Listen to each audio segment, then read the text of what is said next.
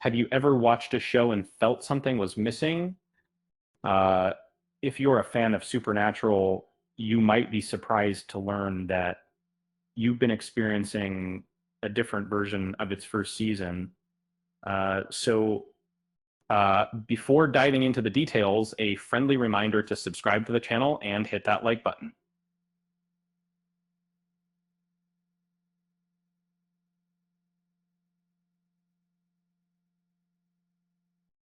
Supernatural, a beloved series that ran for 15 seasons, uh, introduced viewers to a world filled with monsters and eerie encounters. Uh, the first season set the tone with its unique blend of uh, chilling visuals and a soundtrack that felt like a character in its own right.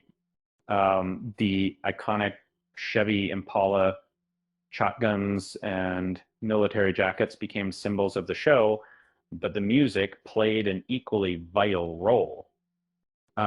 In the pilot episode, the original soundtrack featured classic rock tunes that perfectly captured the essence of the series.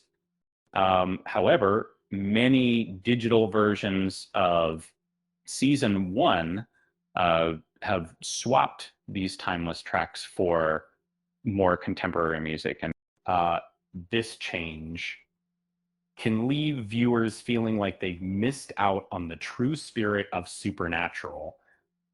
And thankfully, this issue is limited to the first season.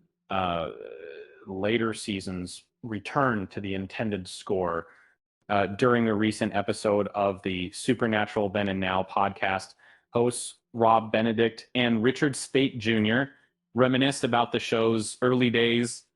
They shared insights about the music rights that were only secured for the first year, which affected the digital versions. And it turns out that the original music, including tracks from legendary bands, was lost in the transition to streaming. In one memorable episode, Bloody Mary, the absence of the Rolling Stones' Laugh, I Nearly Died, was noted as the producers were unaware that they only had rights for DVD and television broadcasts. Um, this oversight meant that fans watching online missed out on the original soundscape that defined the show. The pilot episode featured a mix of songs that set the stage for Sam and Dean's journey. Uh, uh,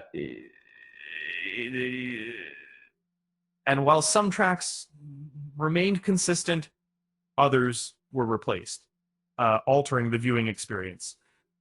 For instance, the brothers' road trip was accompanied by Ramblin' Man by the Allman Brothers Band, which perfectly matched their adventure.